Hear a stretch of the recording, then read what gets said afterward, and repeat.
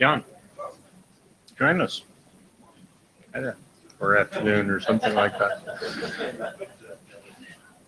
Okay, we might actually fit in this room. There are chairs that are not sat.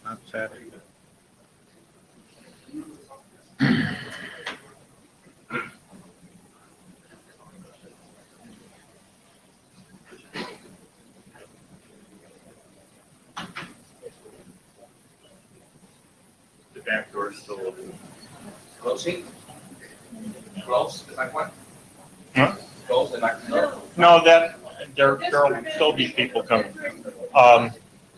So, yeah, could you pass the blue sheets around, please? I'm going to, Mickey's mouse is, Mickey's hand is now sticking up. So I'm going to start with a couple of questions and some thoughts that might be useful to you guys. I hope they are. About every IETF meeting, I wind up explaining to somebody how Ron and I choose our agenda. So let me walk through just a little bit how we choose an agenda. This thing that you're looking at is a little file that I have a script that I put together. It's the same information that's in the data tracker. It's organized in a way that I find useful. If somebody cares, I can make it available to them. But basically, you have a list here of the internet drafts that we have in the working group and what their status is as of about 8 o'clock this morning. So we've got one that the RFC editor is banging away on. We have a working group document that didn't get updated since the last IETF meeting, and so on and so forth. Various individual submissions that did or did not get updated since the last meeting. What Ron and I wind up looking for is documents that are somewhere in the working group, which is to say working group documents or individual submissions that have been updated. So that winds up being a subset of the drafts that we're looking at here, and which, by the way, so I'm going to pick one here. I can go to the IETF site and find basically all of the comments that have been made on the thing, and so I wind up here going through and looking at it, and there's comments from Martin and Alejandro and Jordy and so on. Just a few weeks ago, and the fair amount of discussion that's been happening. So what we're looking for is an updated draft, or one that is new since the last IETF meeting, and for which the comments that we see on the mailing list. First off, we see comments, and that they're supportive. That people are saying this is something that I want to deploy in my network. I think this looks like a good idea. Can we chase this down? And so so those are the drafts that we wind up looking at in meetings here. FYI, I'm pretty sure most of you have heard that speech once before, but that's how Ron and I do it. Where's Ron? Well, we have virtual Ron. Ron is sitting next to me, but he's off in some other meeting right now.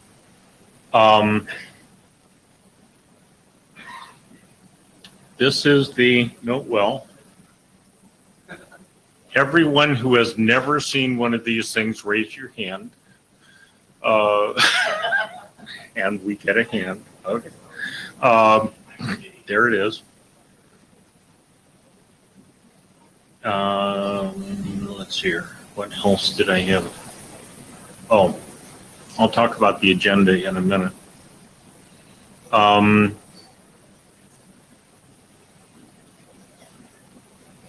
So this is the agenda that we have this morning. We had one guy that came in and he wanted to ask for time this morning and he forgot to ask. And so I included him as any other business. And that's actually an OPSEC draft. They're asking for review, operational review on it. So that's there, but listed as AOB. You'll notice that there's one draft that there has been discussion on the list in the last couple of months that isn't on the agenda. The reason it's not on the agenda is it hasn't been updated recently. And Jordy asked me if I would mind if we could have a working group draft or a working group last call on the NAT 64 recommendations, deployment guidelines draft. So I'm willing to do that. Do you guys think that, let me just ask for a sense of the room. Do you guys think we're ready to go to working group last call on that? If so, hum. If not, hum. Okay, so fine. I'll ask for a working group last call. I probably won't do it next week. I'll probably do it in 2 weeks, but we'll do that. So the other question, Jen is upset. Jen has been hearing people say that operators don't show up. I'm curious, I'm not upset. I want data. You want data, okay. Jen wants data. We keep hearing, or we hear from time to time, that operators don't show up here. And funny thing, we've got an entire operational area. We've got operators that show up in various working groups in there. She's just kind of curious. How many people in this room represent operators? Or how many are operators? Okay, I see 1, 2, 3, 4, 5, 6, 7, 8, 9, 10, 11, 12, 13, 14. We have at least 14 operational people in the room. Question, how are you defining operator? Yeah, I don't know, you have to ask Jen.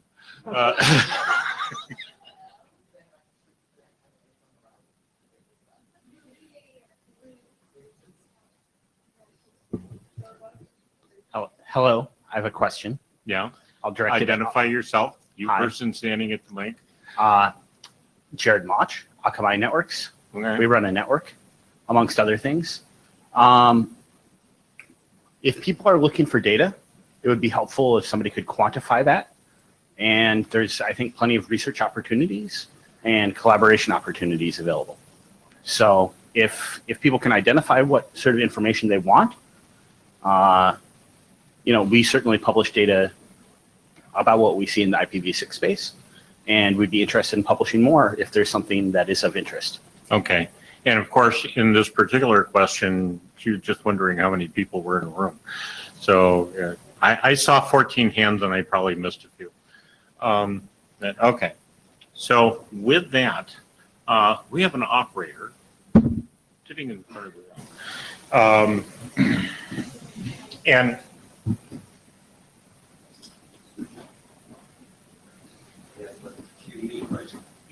Yes.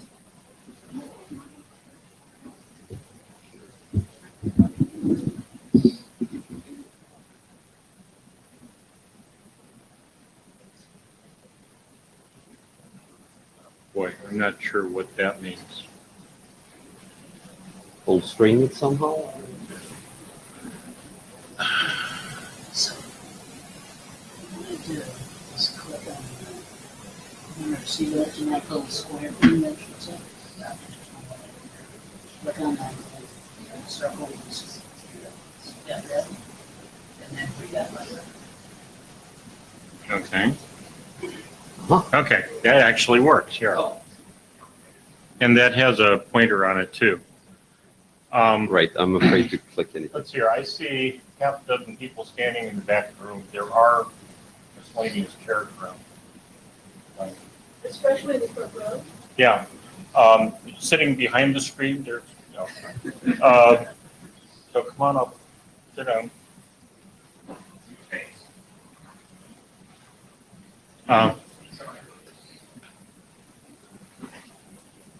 Hello, I'm Michael. And to quantify, I'm speaking for DTS. We're running a project, not necessarily like what's in the production network at this point in time, in the largest one. but we have been doing IPv6 for quite a long time in this project. So what I'm going to talk about here is a combination of what we've seen in the actual like service delivery network, like in this project where we do mostly residential broadband. I'm also going to include experience I've had working and interacting with our IPv6 only development environment, like where we do,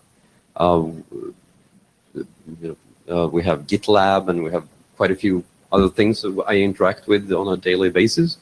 And I'm also going to mention some things that I've noticed coming up in various IPv6 forums where people come and ask questions. Like, I have this problem, I want to do this, and so on. I spend a bit of my leisure time helping people, run IPv6 as well. So just an introduction to the what we're doing here in the project. So I need to choose one to point to. Okay. So here. Okay. So we run IPv6 only here. There's a lightweight 4/6 tunnel going from here to the data center, and that provides the IPv4 connectivity. And then with its regular dual stack here. And then we are dual stack over here, but our data center is basically only IPv6 for most of the services. So one of the problems we've seen over time has been bugs or misbehavior in the relays of the vendors that we're using. We have 4 different vendors. We've spent a non-trivial amount of time debugging various DHCP-V6 relays and the state that they need to keep in order to do the routing from here to here. So like the link local next hop route for the delegated prefix. So some of them need to keep state here, and this has not been trivial for some vendors to get right, especially since we actually do 3 prefixes here that are algorithmically tied together, which has been one thing that I guess the implementations here didn't really expect. So the client asks for 3 PDs of different, I don't remember what the identifier is, but there are different identifiers. We have machinery here in the DHCP-V6 server that uses this, and it gives them 3 different prefixes. So we've seen relays that act as DHCP servers and send rejects, and they didn't even relay it, which is fun. We've seen the relay eat response packets because what came back from the server didn't agree with what the thing had in its existing state table. And there are other very interesting behaviors that have been going on. And so if you see on my list when I discuss IPv6, I'm kind of PTSD'd. I have post-traumatic stress syndrome from having to interact with this. It's been quite a frustration. So we looked into this. I've discussed this multiple times. Ian Farrer, my colleague, he dug up this, and I talked to Ole Tran and so on. And this, how this should be done, was never specified. Some people say it's obvious. You don't need to specify it. There's been a lot of discussion. So I've also seen others that have gone to their vendors and said, look, we want you to implement the prefix delegation relay. The vendor says, sure, comes back 6 months later. Yeah, it does relay, it just doesn't install a route.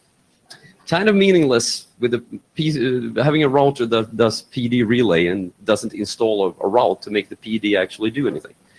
This has happened, I've heard this story 3 or 4 times from different vendors. Just a quick question for Who you. are you? Say your name. Oh, Bernie Volts. Just a quick question for you. Are you, what's the technology you're using from the home to the relay or whatever? Because the cable environment for DOCSIS has gotten this, done a pretty good job at defining this stuff. I think that maybe you're using BNGs and other things, and those have not done as good a job. Okay, so there is one VLAN, there's one broadcast domain, and then it's a VLAN interface over here. So it goes untagged here, it goes untagged here, goes into the Ethernet switch, then it becomes tagged, and so then there is one sub-interface per customer here, which is, so there is one broadcast domain per customer-facing port. So this is IP over Ethernet. Okay, just IP over Ethernet. So this looks like it can't really get much simpler. This is IP over Ethernet. So we're not doing anything else magic.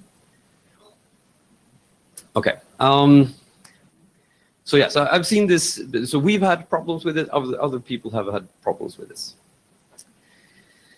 Right. So different problem space. So we're using different prefixes to mean different things. So we have video, voice, and best effort. So best effort is internet access.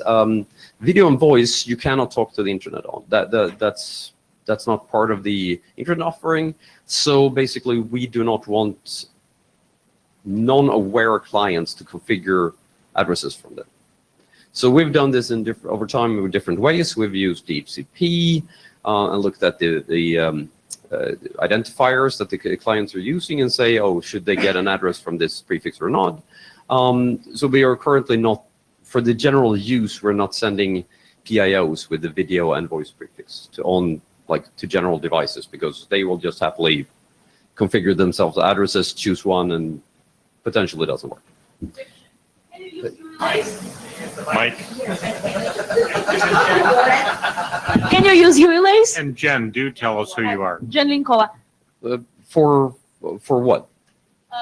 For prefixes when you do not want to be used for internet. I could. We are currently not using ULAs, no. So the work before on provisioning domains in MIF was, we were supporters of this work, and we tried to progress that and so on, but that didn't turn out very well. The working group was, I don't know if it was closed or hibernated or if there was a difference, but it's not an active working group anyway. So this work is now going on in int area. There's a draft there. Discussing V6 related things in int area is very different from discussing it on V6OPS. This tells me that people who are very interested in V6OPS are not monitoring int area in the way they should. So I urge more people to pay attention to int area. There's stuff going on there that is actually of interest, that is relevant, and you should monitor it.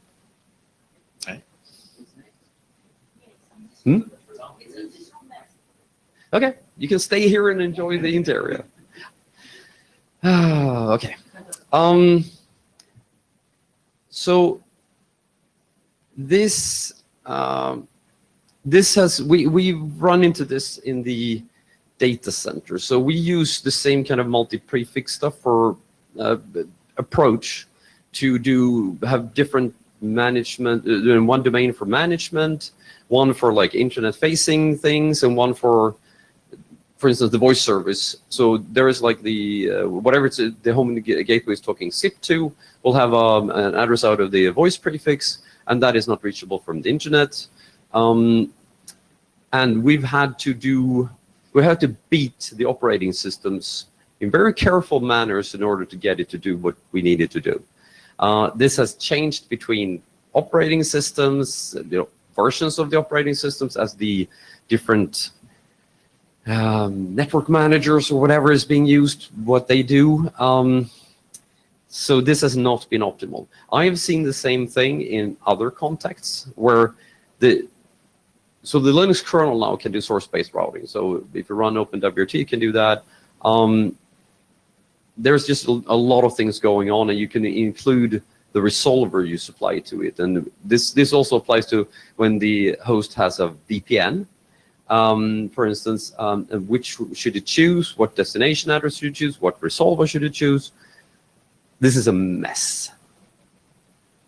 we should work more on this. This is causing me pain daily, I would say. And it's not just for me, I've seen others. So the ULA mentioned here, there was one guy I was trying to help. He wanted to use ULAs for certain,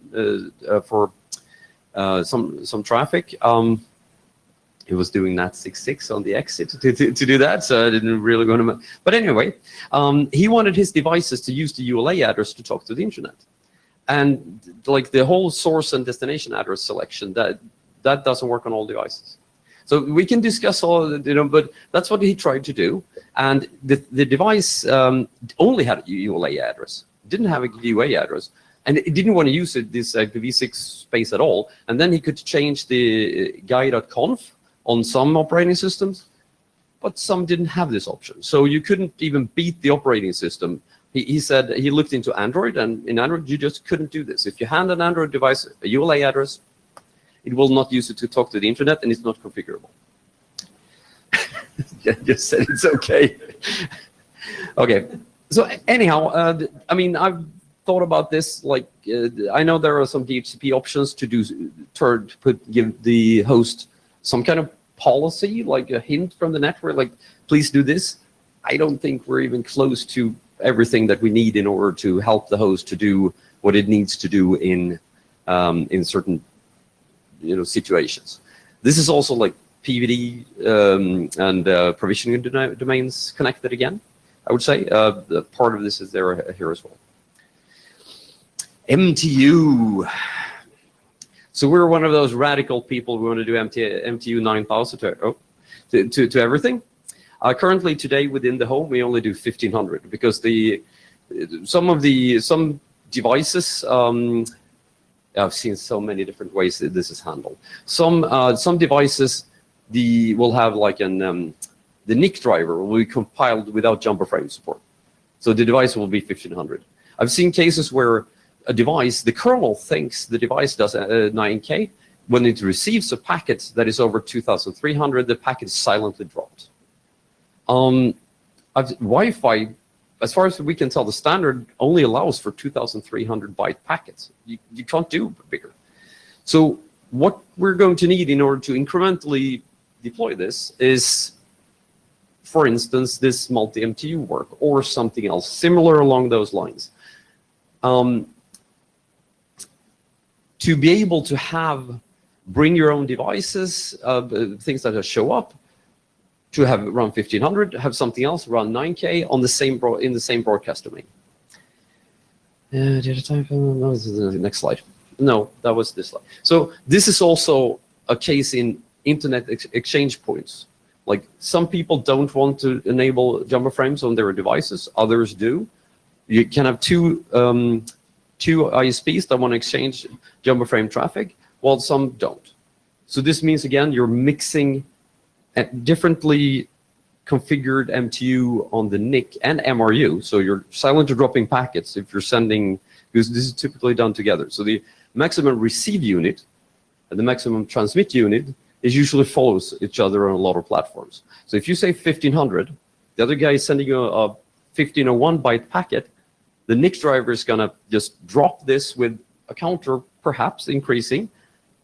Path MTU discovery, it doesn't catch this because it never reaches the host stack. So when people are saying, the only problem is that all ISPs are stupid and filtering ICMP, there are so many pathological cases where this doesn't happen. I've seen it, like in my 20 years, the MTU, like deploying an MPLS network, there were so many MTU-related problems in the beginning, it was ridiculous. And this is still a problem, still not solved. So there's work on packet level Path M2 discovery, worked on in transport, right? T3WG, that is applicable. Okay, and then we have the Richard. So Richard has an IPOE health draft that checks if the uplink is reachable and if the prefix delegation state is still installed. So like if the state is wrong in the upstream router, you can detect this and ask for a renew or whatever you feel you want to do in order to detect this. It also detects if this, for whatever reason, if you've been moved to a different BNG or whatever, you can figure out that you need to restart, basically treat this as an interface down event and restart again, do solicit or whatever you need to do in order to establish the state again that you need for the forwarding to work. So we tried to mitigate this by requiring the vendor to save the PD state at reboots. And it should have a persistent database. So if it crashes or something, it should keep the state. This doesn't always work. We've had bugs in that one as well.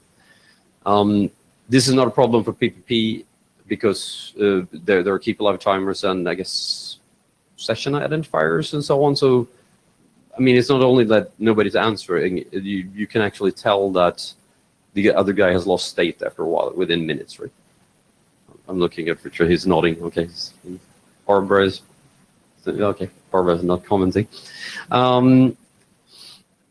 So I don't think, people have mentioned BFD here. The problem is that if you're running BFD, both participants need to understand BFD. So this is now a feature request in both ends, which has been hard to, there's been some opposition when it comes to that.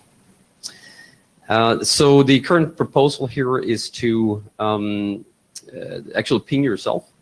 So the home gateway here sends a packet to one of its own addresses or within the PD space with that guy MAC address. So you ping yourself there. This actually works. A lot of people. So the Linux stack here is not happy to receive packets from the outside with its own source address, but this is a thing you can turn off. And so we've done tests, and this can be made to work. This works for V4 as well, but let's not discuss that in here. I've also had ideas about using. I mean, we have a neighbor unreachability this mechanism. Why aren't we using this? Like, and this also could trigger the whole thing about. Did I have one more slide?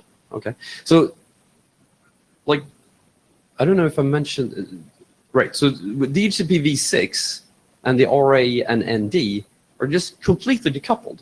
So what do you do if your default gateway that you received a pre-PD from becomes unreachable by detection of ND? What do? You do nothing, as far as I know today. You might deprecate your default route, but you keep the prefix and say, la, la, la, la. I guess if you remove your default route, at least you're going to send ICMP unreachables. But it's like, you're not going to say, oh, I probably should, try to send a router solicitation or, ask for a renewal of the PD or, check is everything okay up there. I don't know. I don't think we have defined exactly what you're supposed to do. So what goes on with ND and RA doesn't really influence anything you do with DHCP unless there's an interface down event, which RFC 7084 says what you should do, which is kind of obvious. So I think there is work to be done in that area as well.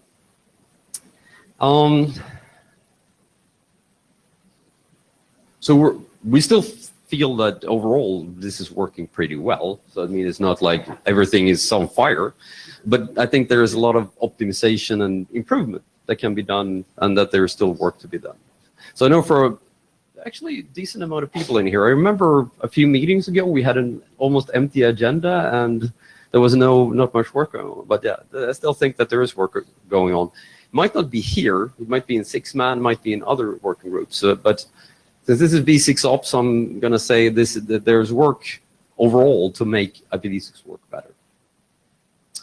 And I think that was, yes, that's my last slide. So discussions, tomatoes. Janenkola, thank you very much. That's awesome.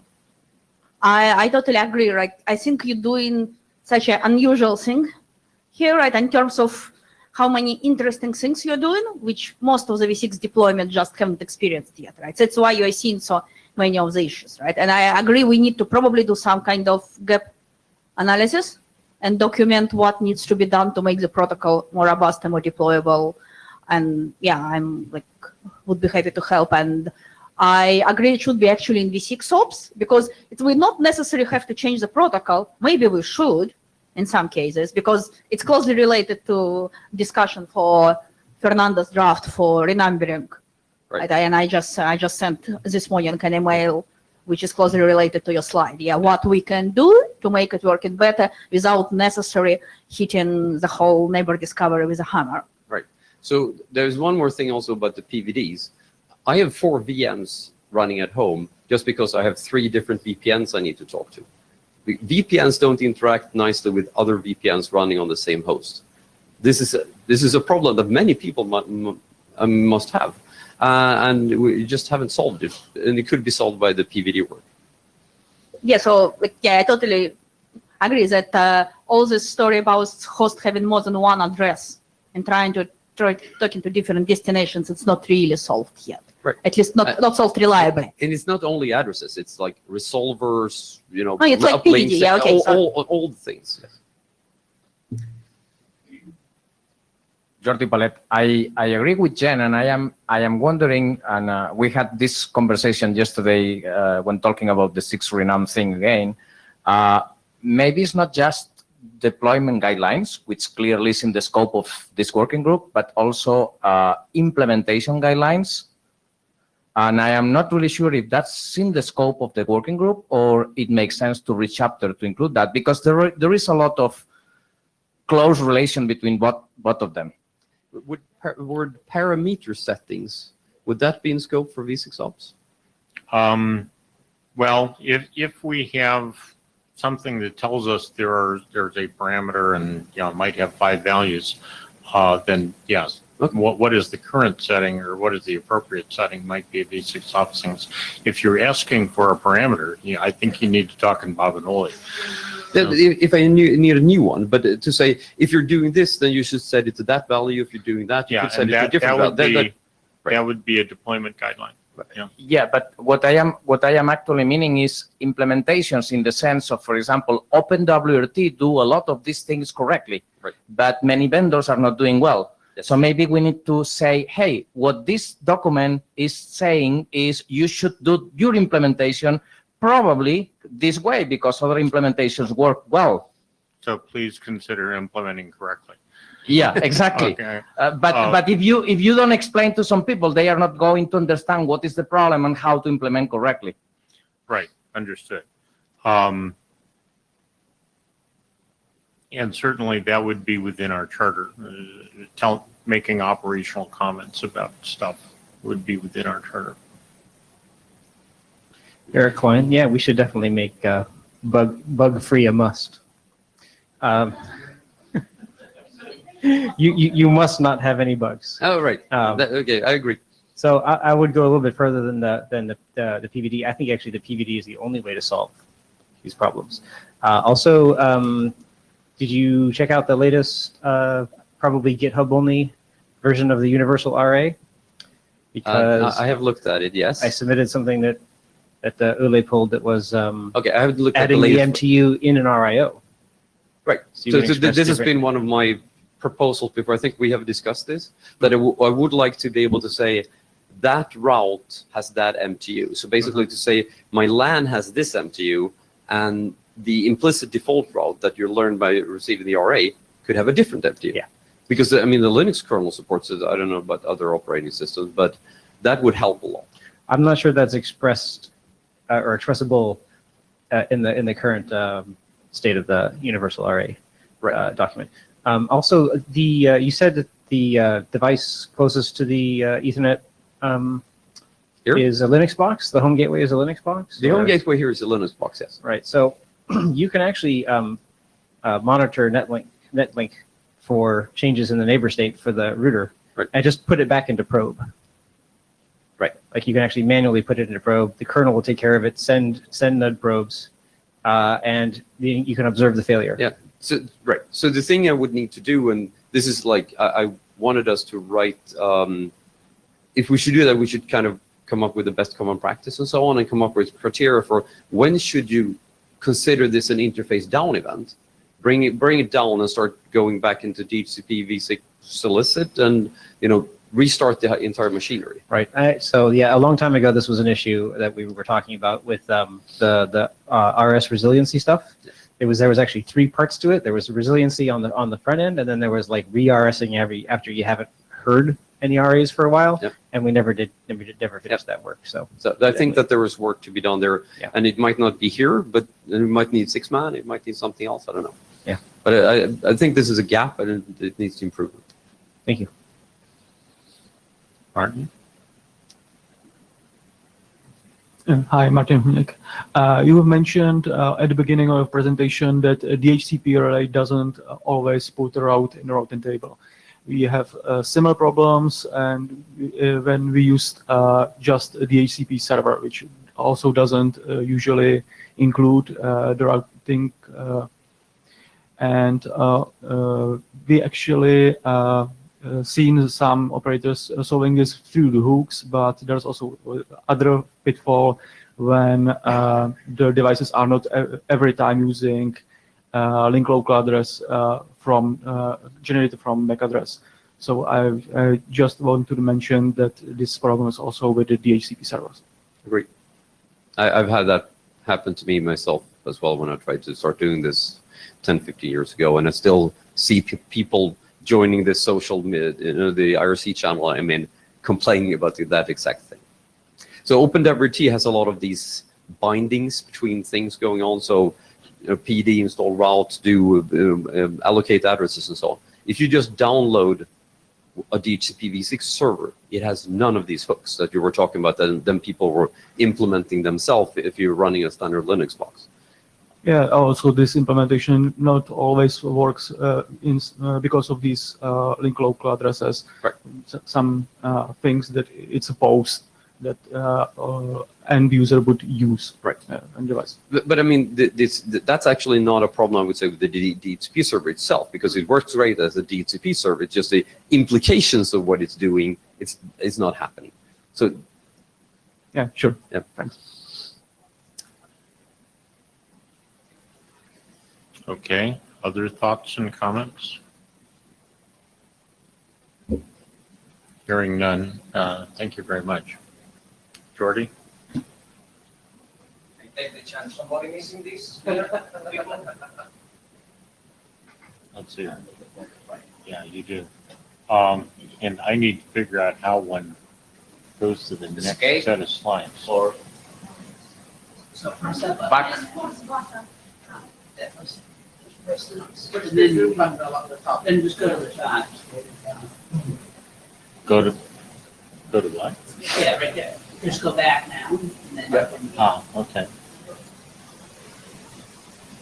someone Okay. asking on the list if you can get rid of a little thing. As far as I know, ask Google about that.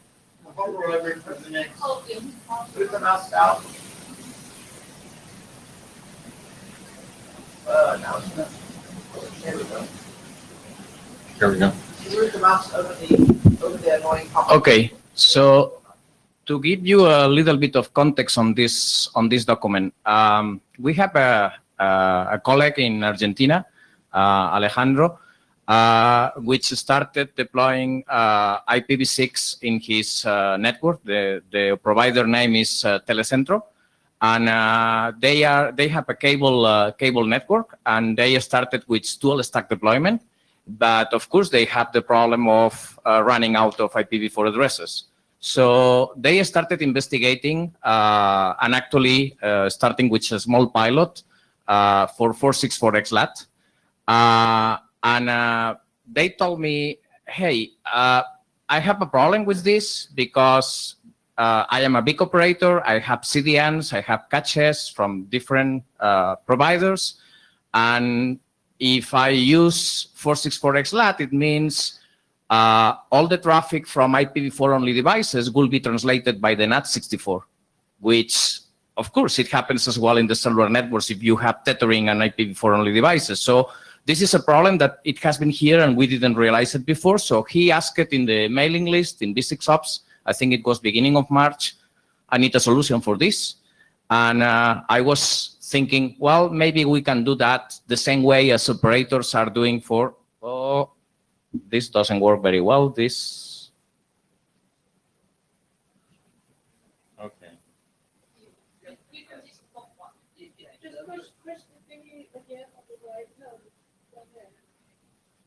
Okay, so I keep going meanwhile.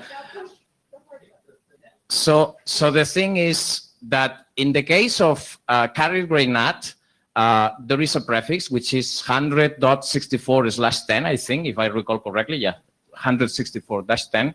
And some CDN provide interfaces to their customers for not needing this traffic to be translated by the carrier grade NAT. Okay, so I was thinking, let's try to do the same in the case of 464X LAT, and actually it may work as well. I still need to investigate a little bit more, but it may work as well in other cases that use also SID for the NAT46, like MAP-T, right?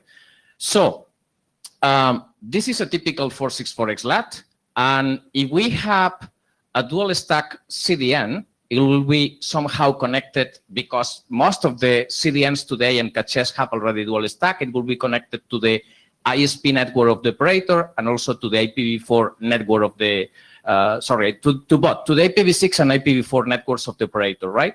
So if we have a customer which has LANs with dual stack, we have the CPE with the CLAT, and then we have the IPv6 only network, and as an option, it may be also DNS64 in addition to the regular DNS. We have here the NAT64. So that's the global architecture of this, and this is very similar for MAP-T, but in that case, we have here a border relay, right? So what happens if we have an IPv6 device in the customer LANs? Everything will be going with IPv6. So the flow end-to-end is IPv6 only. That's perfect. That's an optimal situation. What happens if I have, which is very common today, I have actually asked Samsung, can you provide IPv6 in the model of a smart TV that you released last week? No, we don't plan. It will be a new model, maybe 2 years from now. So that means that we have set-top boxes and smart TVs and all kinds of devices that will be IPv4 only for a while, okay? So in this case, if we use the standards that we have today for 464X LAT and MAP and so on, we will have this IPv4 traffic here. It gets translated by the CLAT. It goes to the NAT64. Green is, of course, IPv6. Red is IPv4. And then it goes using the IPv4 interface of the dual stack CDN. Okay, so we have this kind of IPv4 to IPv6 to IPv4 flow. And we have, yes, a stateless translation if the CLAT is well designed, and then we have a stateful translation in the NAT64. Now, what I am trying to do is, let's try to do this, because this boy is already translating us to IPv6. Why cannot reach directly the CDN with IPv6? Okay, and an obvious possibility for doing that. Okay, this is a summary of the different situations. We have the situations where devices are using IPv6, and that's optimal. Situations where we have IPv4 only devices which need 2 translations, and then that will be the optimal situation. So we do only 1 translation here, and we can use the addressing space that is being used by this translation for the dual stack CDN. Okay, so I think we have 3 possibilities. At least I was able to think on 3 options to resolve the problem. One of them is exactly the same is being done for carrier grade NAT boxes. So using the private addressing space, which in this case is not private, is the NAT64 prefix, either the well-known or the network-specific prefix, and then configure the interfaces of the CDN with that prefix.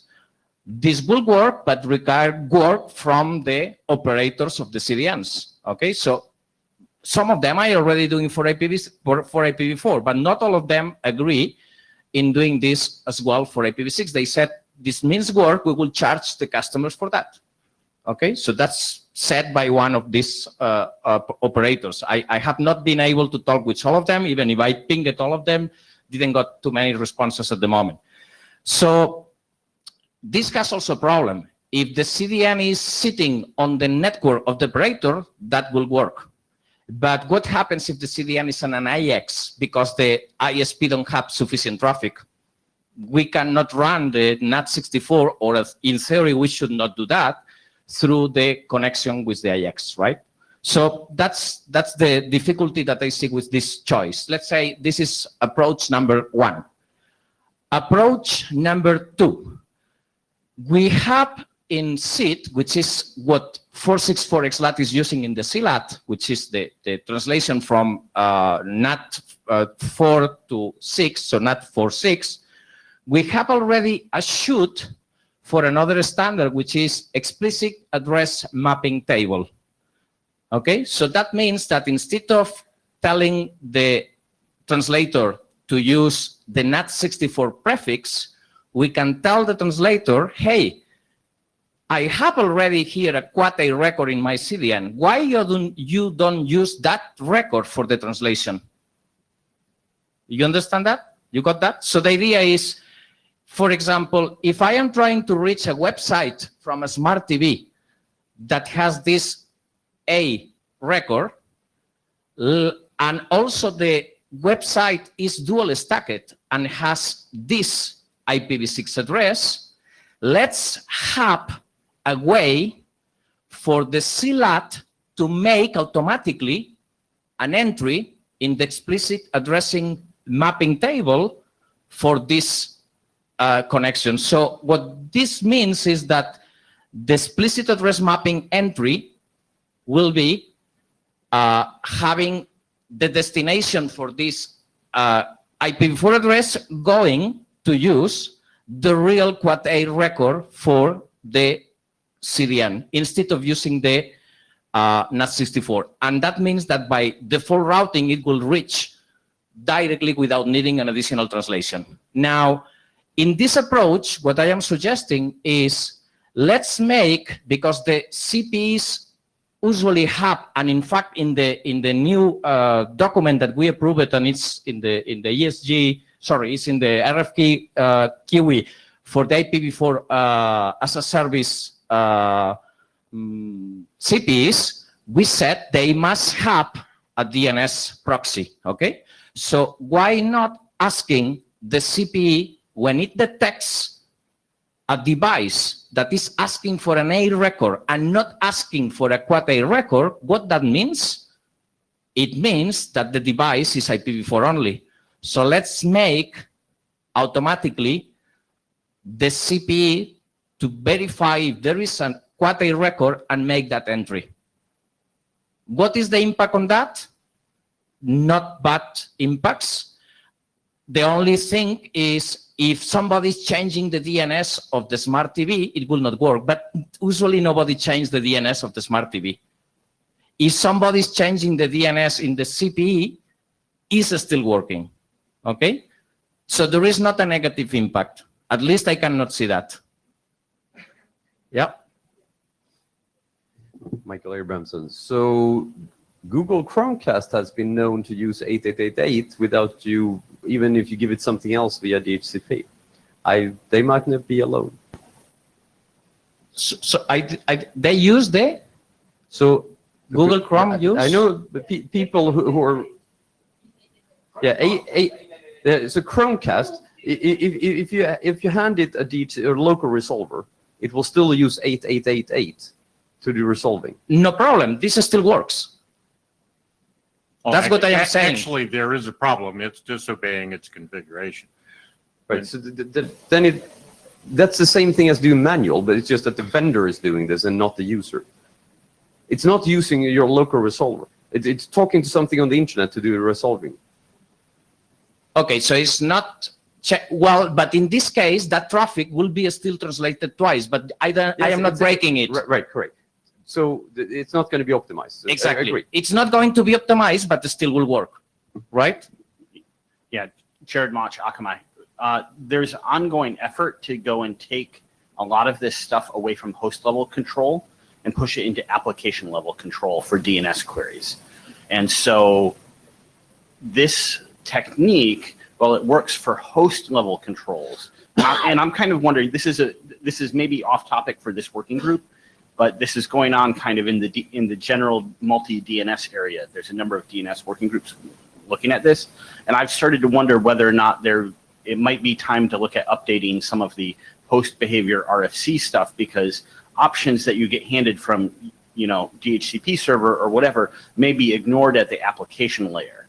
And in this case, the Chromecast is a unified device where it has these hard-coded settings, but there may be other people or applications that have hard-coded settings, which are going to interfere with this.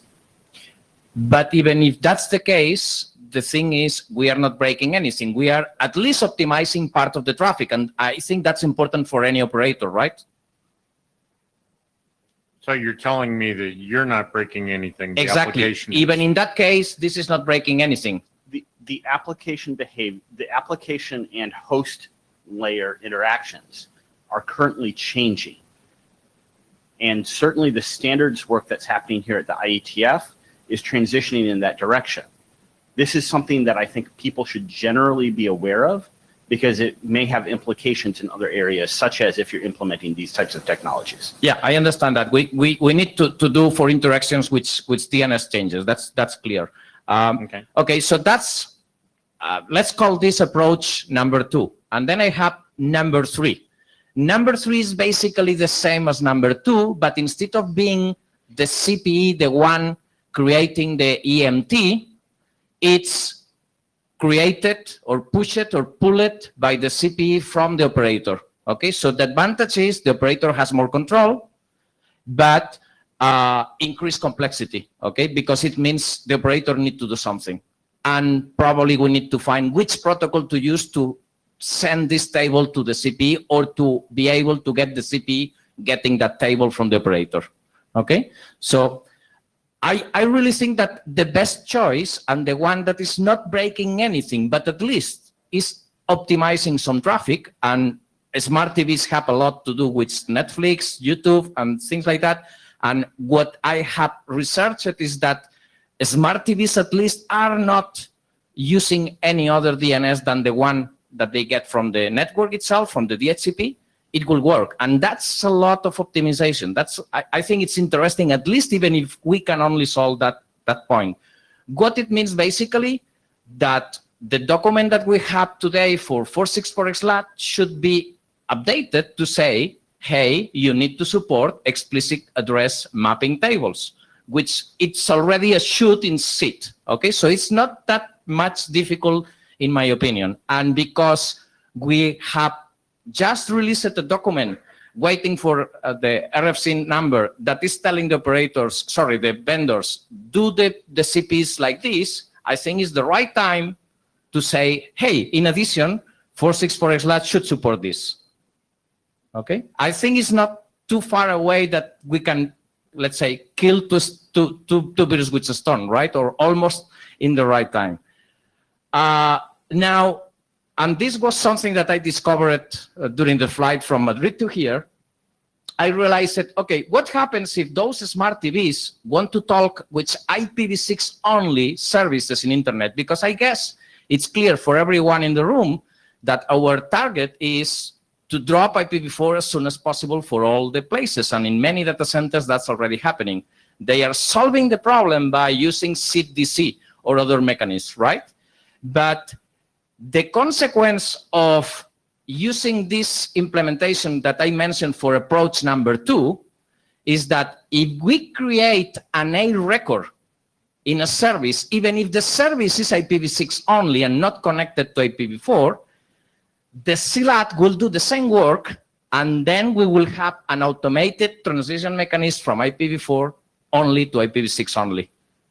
What happens when we create an A record that is not existing? That if a user with an IPv4 only device is trying to access, will not get the web page. But that's what will happen today if we don't do nothing, because you are trying to connect from IPv4 only to IPv6 only. Okay? Now, one further idea, and this is maybe too crazy, is this A record may be pointing to a specific address hosted by IETF, ICANN, the registries, whatever, to say, hey, you are trying to access an IPv6 only service with, which your ISP is not offering. Okay, that's an additional crazy idea. But come on, at the end, this user, which IPv4 is not going to access this service anyway. So it's somehow a way also to push people, hey, knock the ISP. Do you don't offer IPv6? Why not? I am going to switch to a new one. So I got some inputs from CDNs. You have a question regarding that? Yeah, if you don't mind, I didn't understand. Oh, Dave Plonka, Yeah. Akamai. Do I understand correctly that in this option 2 or this scenario, you want the recursive server to make a determination if a v4 client is v4 only? Yes. How is it going to do that? If you are a dual stack client today, you will ask for the Quad A record. In 2 different questions. Yes. Okay, so If- if I ask for the A, how long are you going to wait for me to ask for a quad A? I have don't not ha- I don't defined have at the to ask. timing right now. I think we can use the same timings that we are using for happy A-balls. And the other Exactly thing the is same. The dual stack client can ask from 2 different addresses as well. It could ask for the quad A from a v4. It could ask for the quad A from a v6. It could ask for the. So I don't think you can tell that a client on your LAN is v4 only. I think you can because if if you are asking for a single name, you are asking for www.example.com and then you are asking for the Quad A and the A. This is what Happy A-balls is If I'm doing. dual stacked, I might just ask for the A on just my v4 address, and you'll think I'm v4 only when I'm dual stacked. I'm not sure you can tell that the client. on your LAN is But if V4. that happens, will still work because we are going to provide him the the real Quad A record. We may need to work again on that, but I think it's clear. Yeah, Michael Abrams. Yeah, so you can probably create heuristics and figure out how to do this. And I think the reason you want to do this is the downside is that you lose the optimization. And if you're right, then things will work better. So the worst case is what we do today, and the better case is some optimization, right? So there is very little downside to be wrong. Yeah. Right. Jeff Houston, just as well you said that because you're wrong. Okay. This isn't your mother's DNS. And if you think 2 consecutive queries will invariably go to the same resolver engine, that's what your mother thought. It's not what happens today. You are really far off the way we now do DNS in bulk, even down near the user. So this idea that somehow a memory about the nature of query A can also reflect the new query B does not apply anymore. So you're right. But this is exactly the thing that Happy A-balls is doing. So what I am trying to do is somehow implementing Happy A-balls in the. No. Happy Eyeballs, in many cases, asks for the A and the Quad A from different resolver engines. Okay. Okay? Just think about that. Different resolver engines. I can see you thinking it's working. Okay.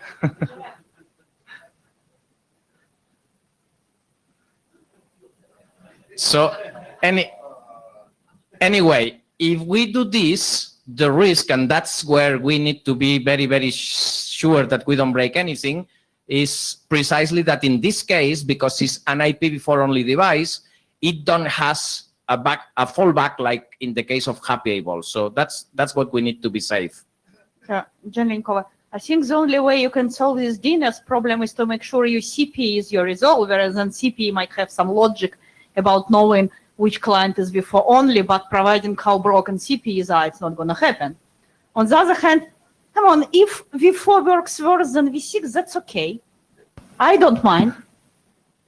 Okay, I am not sure if I miss it to explicitly say that what I am trying to make is the CPE having a DNS resolver, a proxy DNS, to infer that information. So I'm not sure. We can clarify later in the mailing list or whatever, but I think it's obvious that if the proxy is the CLAT itself, it's able to know if there is an IPv4 only device or an application that is IPv4 only, even if the device is dual stack.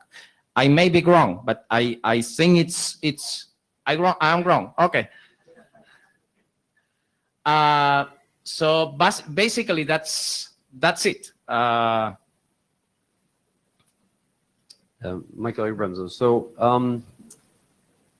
what about doing traffic statistics? I mean, if you're talking to an IPv4 address a lot, if this is for streaming video, I mean, you might be talking to a few places. You could look into correlating this on just the IP layer and just looking at the traffic, because I mean, you're instead of using the DNS correlation. Okay, you could do that as well. I don't know, but I think prototype this and see if it works with a bunch of devices and see how well it works. Well, I tested it already in OpenWRT. Okay, and what was the result? Yeah. And it worked there? Or? It works. Okay. It works. So I use it Joule in OpenWRT and it worked. So, additional questions? Just mention. Yeah. So all these like static mappings have some corner cases if DNS response actually changed, right? So you need to like be very careful with this because there is no guarantee your V6 address you supposed to talk 5 minutes ago is the same address you should be talking right now. It goes in the slides. I didn't mention, but I think that what is missing today in the EMT table is a TTL. I think we should assume the TTL from the DNS, obviously. Okay.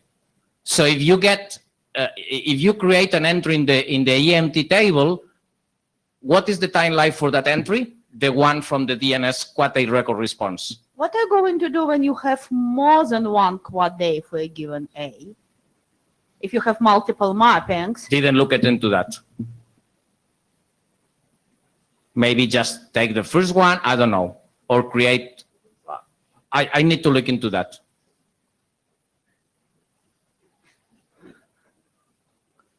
Jared Mach, Akamai. We happen to give out multiple answers when you ask for an A or quad A. It would be good if you had an appropriate load balancing algorithm similar to what many DNS servers have. Okay. Thank you. Thanks. The second version of the document, -01, already included Alejandro's co-author because he also said that he may be able to try in his test bed as well. I am considering that maybe we need to change the title because actually it's talking about 464xlat, and I think it can apply to other environments where you are using an AT46 translator in the CPE. And that's it. Also the question of becoming working group item, if you think that is something to pursue, or additional inputs, we will need to look into the comments that it will not work, or look into other ways to determine if the host is IPv4 only. Questions? More questions? More tomatoes? Well, I do think that, so this is Fred, just speaking for myself, but changing in the title 464xlat to NAT64, that makes sense. Yeah. Because that. So it's clear, open to other possibilities, yes. Yeah. Well, if you change it to a native IPv6 address, it'll never go through a PLAN. So it won't be 464xlat. Yeah, exactly. Okay, so just make it be NAT64. What I would suggest, we're kind of running short on time for your slot here, but I'll open up let's discuss this for a week kind of thing. What would be helpful in that time frame? You say you have a prototype. If you could kind of do a write-up. Describe it. Yeah. Describe that prototype and describe your results in an email. That would probably be helpful. So. Thank you. Okay. Thank you. And now, are you going to talk about the transition comparison or? Okay. No. I have to once again figure out how one does this. If you just click that Okay, that's the third time I've hit it. Hit the physical button, the one that you hit to maximize. The one that's got a sticker on it. Oh, okay, cool.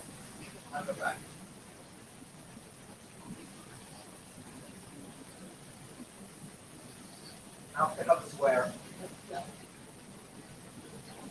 And then the physical button. And then put your left foot in and Yeah. Excellent.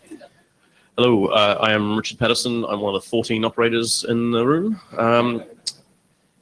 And this document is well, the title is a little bit different to what's in the actual document, but it's a comparison of the possible methods you can use for IPv4 as a service.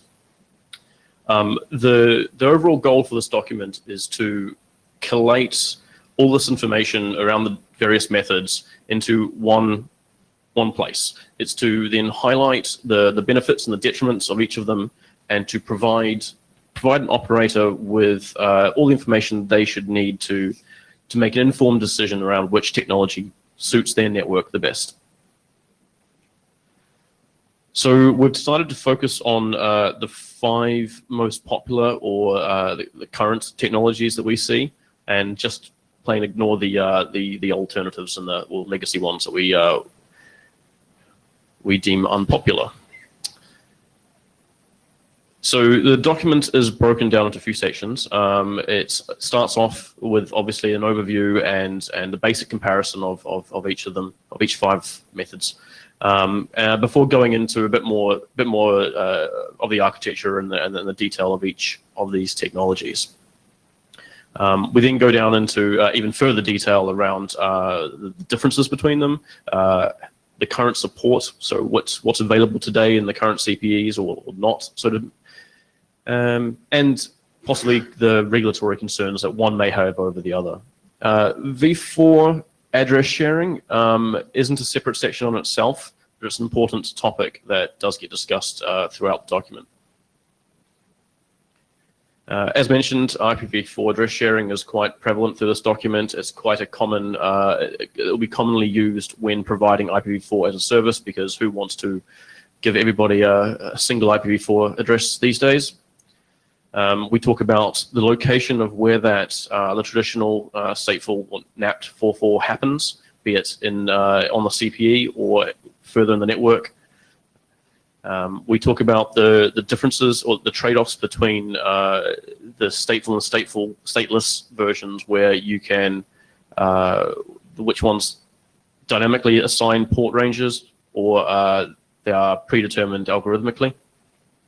Following on from that, we talk about again the issues that some of them may have with the logging requirements that certain regulatory areas deem required.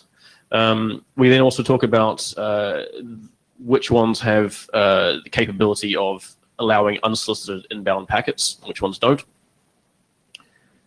We then get into the performance and scalability of these methods. We talk about, again, we talk about where stateful versus stateless may be better. We also talk about load balancing, load sharing between the different devices, the gateways, which ones can be deployed in an anycast topology. We'd also talk about which ones are how they are typically used today. So, for example, 464X in a mobile environment, but as Jordy mentioned before, you could also deploy that in a CPE gateway. We highlight the provisioning options each one of them has, whether there are existing DHB V6 options to configure the devices, whether there's a Yang model, whether there's radius attributes, that sort of thing. And then a brief security considerations mention certain things like the code size of each implementation and how they differ and that. So those are the overall the key things that I think we mentioned in the document, and I think are key. We have had some changes since the last revision, and that you may have heard this being presented about in the last IETF. Ian has joined us as a co-author. There's been some additional details and figures added to the description of each of the technologies. There was some restructuring around the description. moved into a separate section as well. And then we've completely rewritten the high-level architecture and their consequence section. And also a whole bunch of other additions throughout the detailed analysis section. There's still quite a bit that we want to do in this document.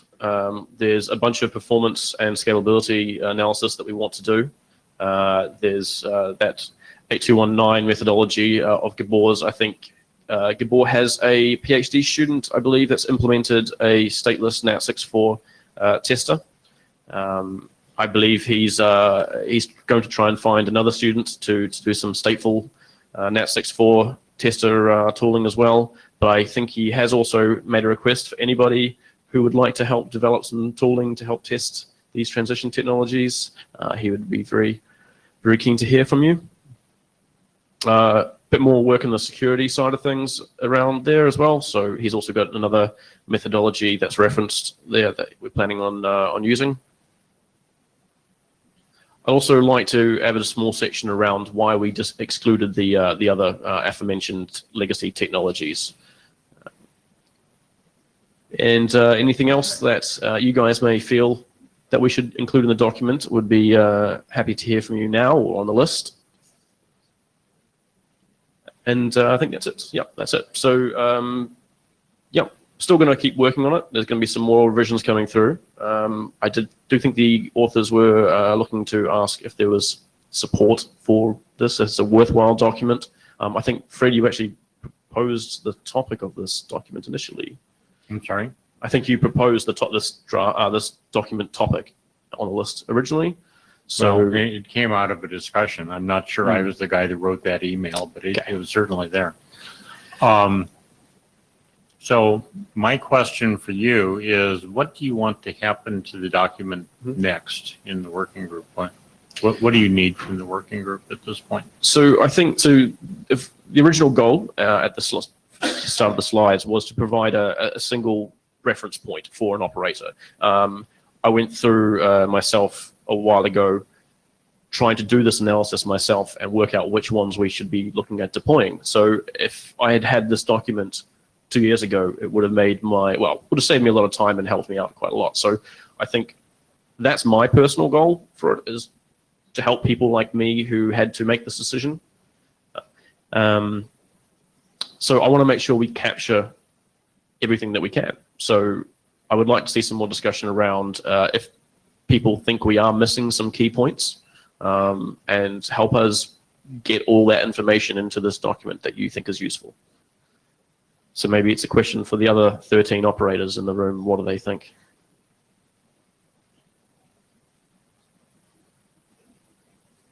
Seems like at least part of were I just a random bird sitting on the wall and thinking about such things, I might say, so which one should I be using, please? And you wind up with the discussion of the trade-offs. For example, with lightweight 4/6 and what TerraStream is using, if all of your CDPs or CDEs are in a data center, then that all works. If you're doing translation, such as Alejandro is doing, that might not work. And or if they are local to where that residence is, it might not work. And so what are the trade-offs that would lead you to choose lightweight 4/6 versus translation, for example? Be able to give people some guidance saying, we have experience that says, think in this direction, here are the trade-offs. Yeah, absolutely. I'll just, so there's also a lot of subjective things in here as well. So you mean like I like it? Yeah, but I mean pretty much. I mean, so if we were to ask Michael or Ian, they prefer the encapsulation version, so lightweight 4/6 is what they deployed. I'm less against translation, so I'm looking for a MAP-T approach. So it's just some ideology things that have to, well, we haven't really captured, but I'm not sure how to capture those. No. So Michael? Michael Abrams. So some of the practical decisions one has to make also has to do with platform support for different methods and so on.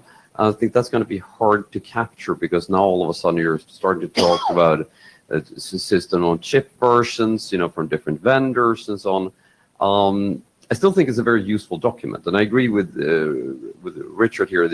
I get this question every couple of months or something like that, and it would be very nice to have this kind of document to point to because I still think it's helpful. It's not going to solve the entire thing, but it's going to bring you partly, down the road of at least you get an overview about what is the industry doing. But I mean, I've talked to vendors like, oh, we do DS Lite. Why would we do anything else? And I don't know if we can capture that kind of like what's most widely deployed.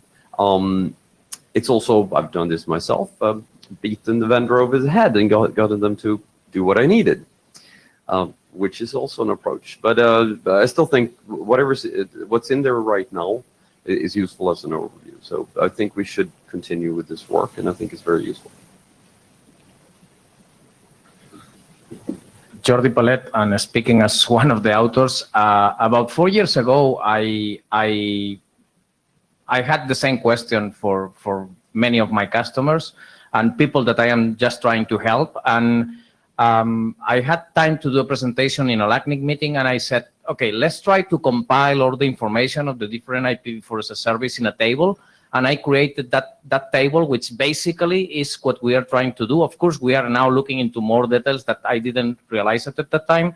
But I think if we don't have this document, what it means basically is that any operator that wants to choose a transition mechanism for IPv6 only and IPv4 as a service need to read and understand all the details of every one of the documents that we have on those transition mechanisms. So having this document clearly facilitates a lot that work. And that was my reason to say when Fred or who was in the mailing list about this, hey, I will join the effort, because I already started that effort on my own a few years ago. I really think it's very useful, and I got a lot of people reading the document and telling me, yes, this is nice.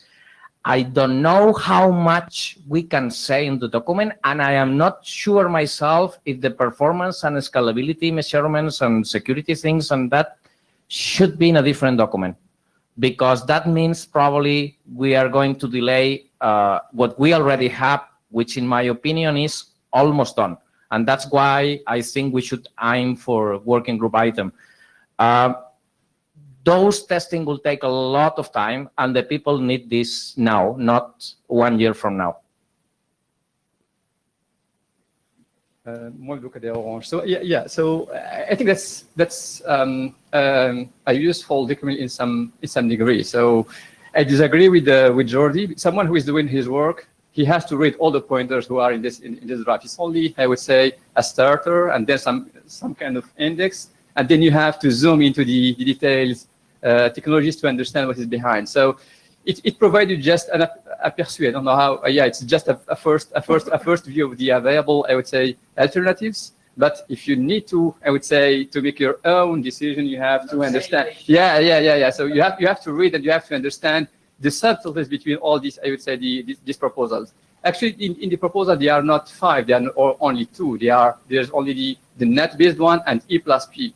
So if you have this kind of category there, people won't be surprised when they open the document and they say, there's a lot of proposal there. So it's just a matter, I would say, on presenting the material. The material is useful in some degree. It's not a mandatory to have, but it's nice to have. But then you have to understand the subtlety behind each of them. Yeah. So I think a lot of operators, I'm trying to be careful with what I say, they're not going to spend the time going down and reading all of these individual RFCs. Exactly. Half the time, they won't even look. They'll just do what the vendor tells them. They'll say, hey, yeah, we support this. It's really great. You should use it. That I'll be able to refine if there is a recommendation in this document. But in this document, there won't be a recommendation. Yeah, we were trying to keep it as unbiased as possible. Yeah. Like I was saying before, each of the co-authors have their own experiences, both good and bad, with either all of them or some of these technologies. So Mukam from Avenic. I think I'd like to see this become adopted as a working group document because it's an important decision-making document for someone who's about to want to deploy. Over the last year, I and my team, we've been running some kind of a help desk for operators who want to deploy IPv6. 0 of them start that decision by going to read the RFC for MAPT, none of them. Yeah. So I think this is going to be a useful document for decision-making. And then, you know, the details people can always refer to the respective RFCs if that's required. Okay, Jen, hang on a second. We've got a guy in the media sorry. room. So Ian, Hello.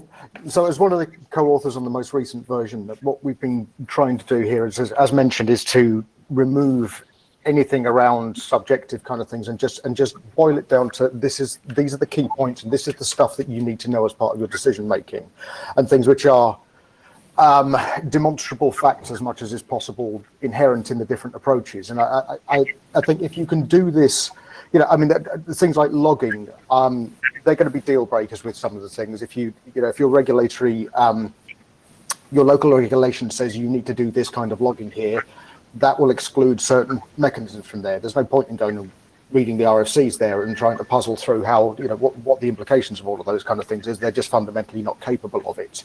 And so, you know, the idea was to try and keep the comparison between things as things which are just demonstrable facts. These are the characteristics. This is the stuff that you need to know. If you can use that to thin out what's worth considering, then, you know, it would probably save you a load of work and a load of thinking that you'd otherwise have to do. okay. Jelenko, I would just like to disagree with the statement that every operator needs to go and read all RFCs. I remember a long time ago when I was just started participating in the show business, I went and tried to read ISPF RFC, and it was not the best way to make a choice about IGP you're going to use in your network, right?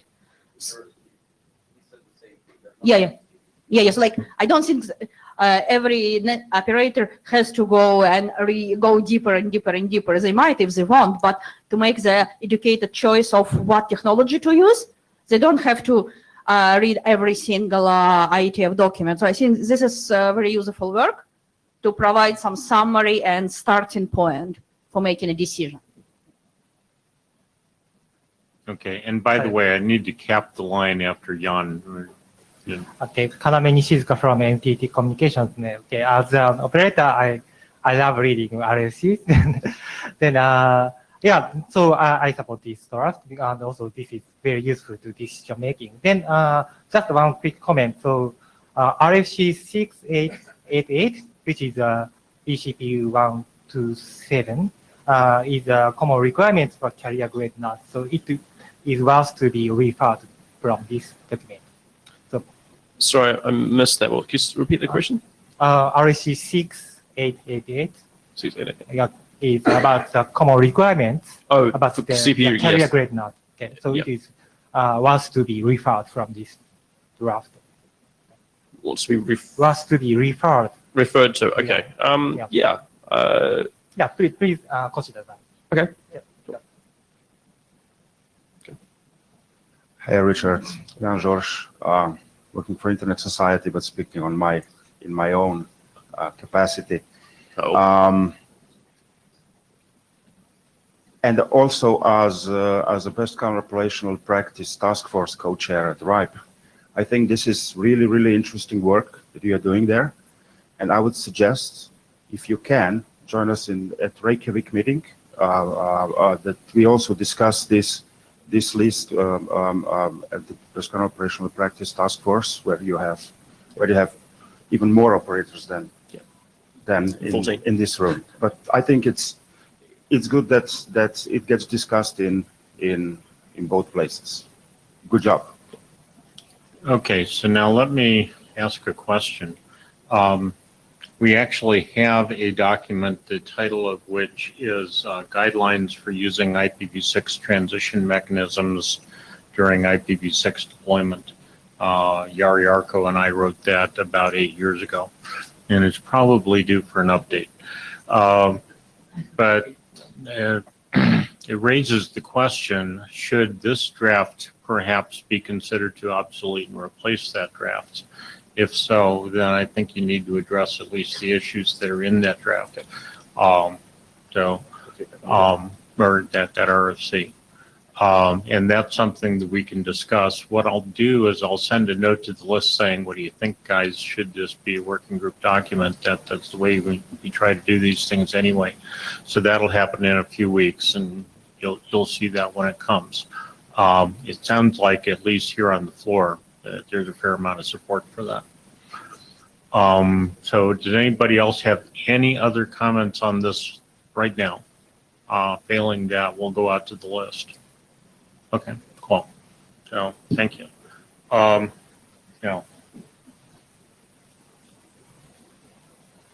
I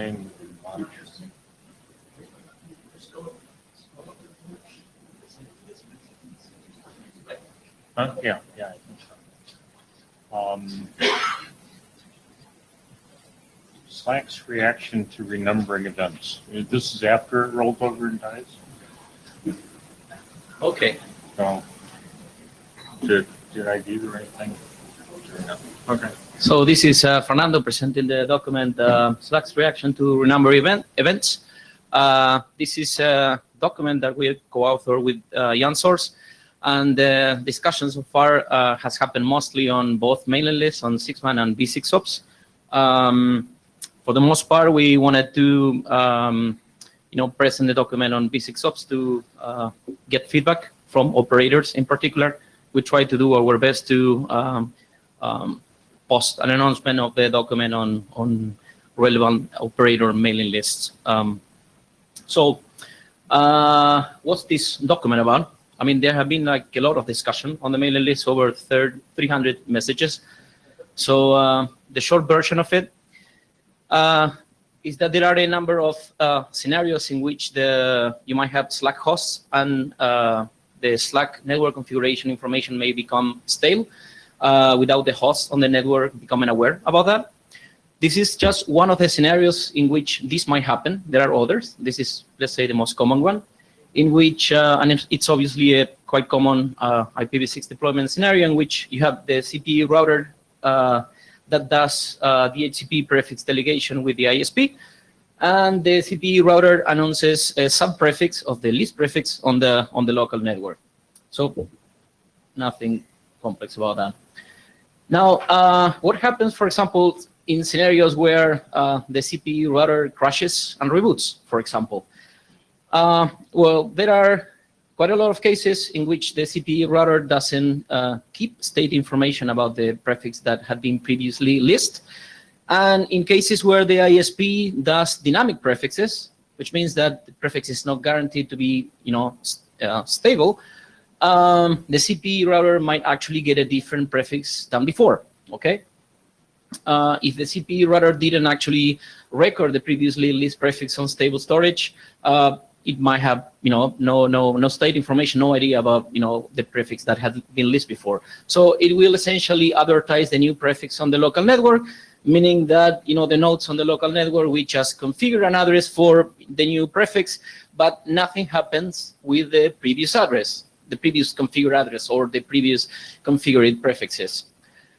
The result of that is that normally the old addresses are maintained, the old routes are maintained. Like if there was a prefix that was considered on link, it will continue being considered on link.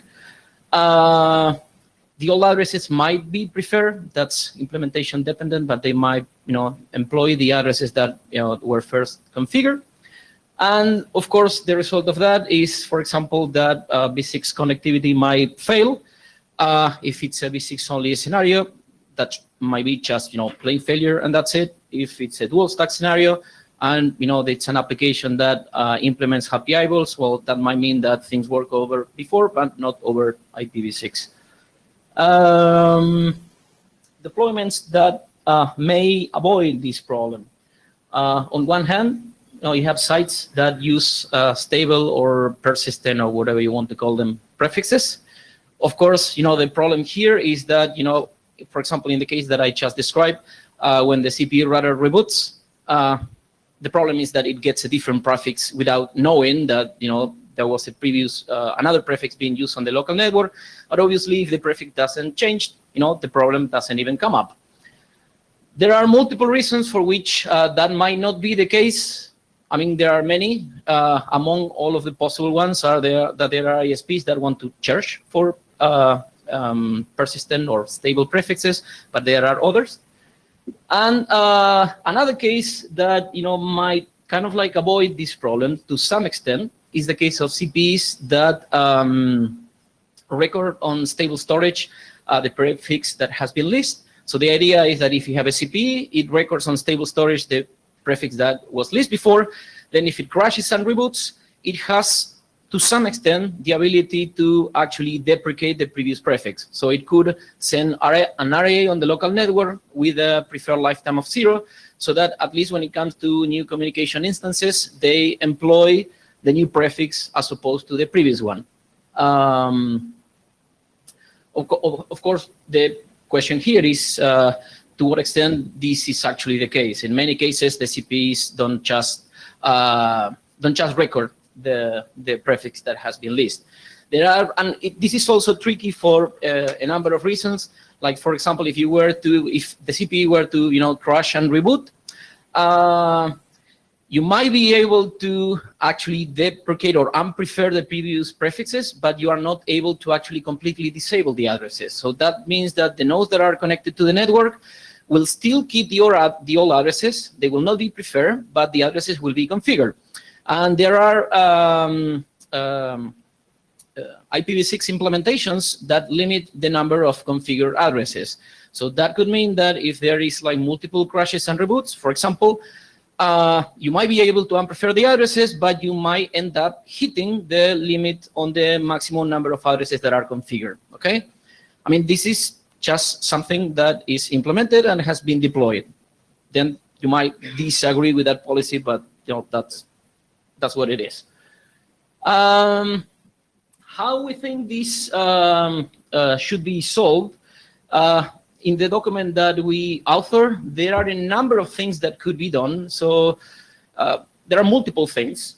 Let's say the main mitigation for this problem that we propose is to try to infer that a prefix has become stale.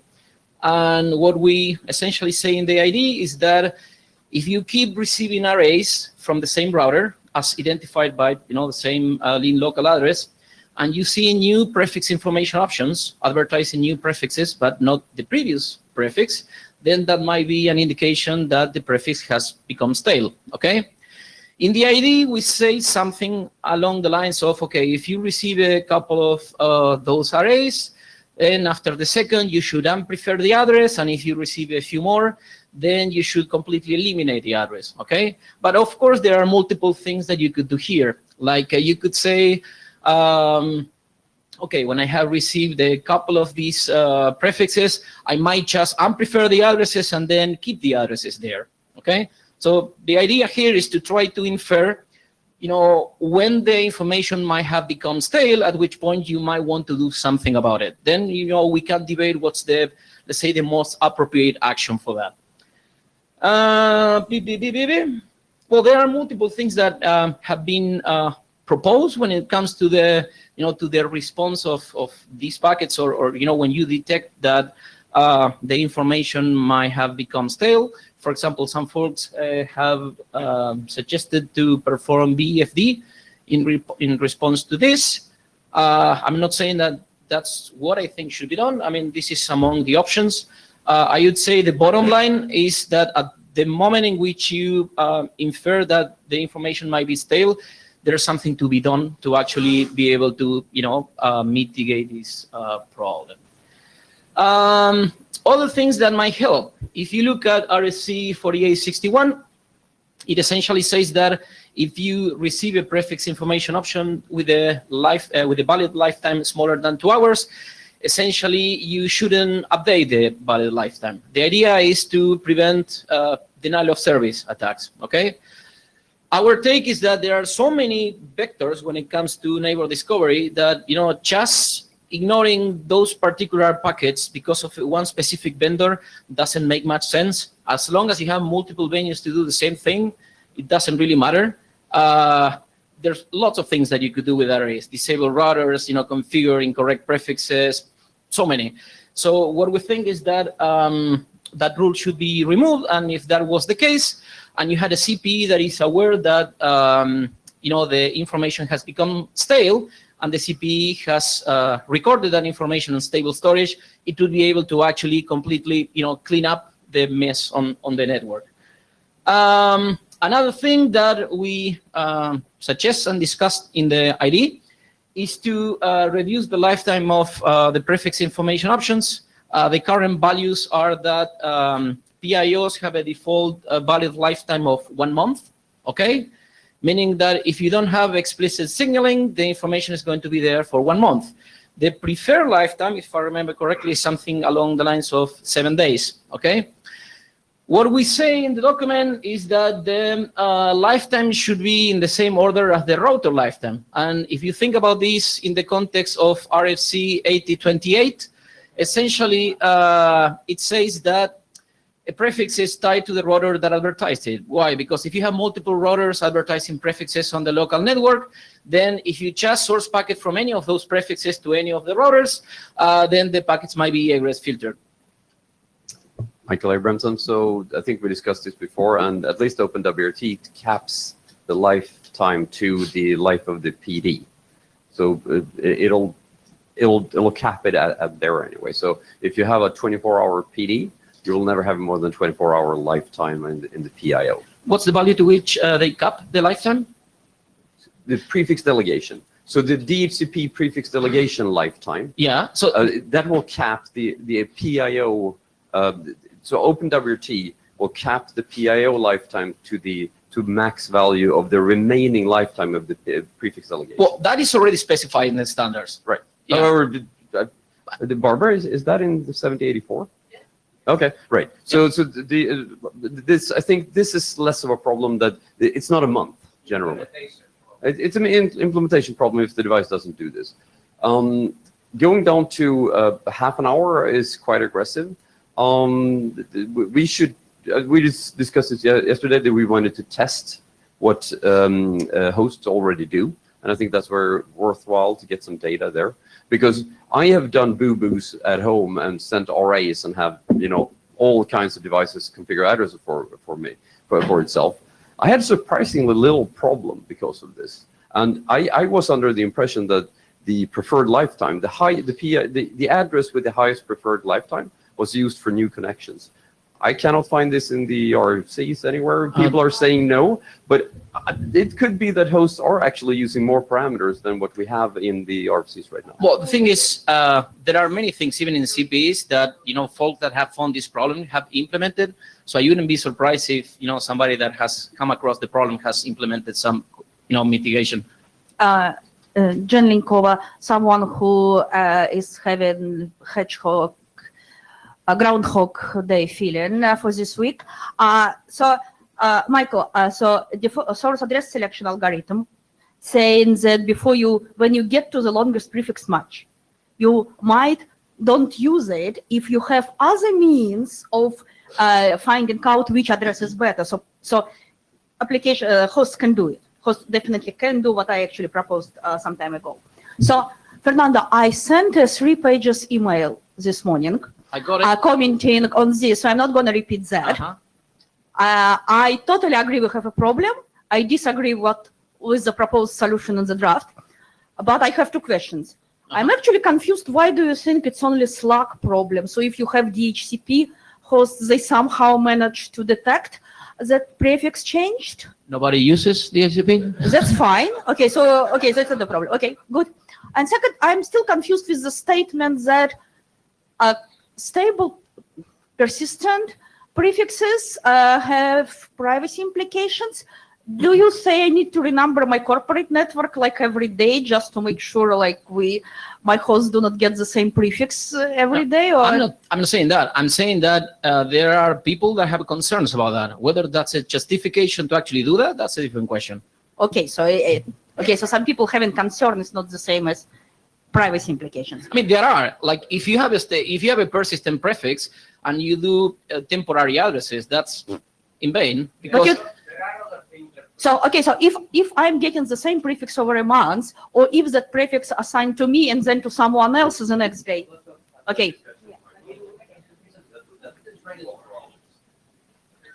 Okay, and I think the end of the line right now is Tim. I'm going to cap the line after Tim.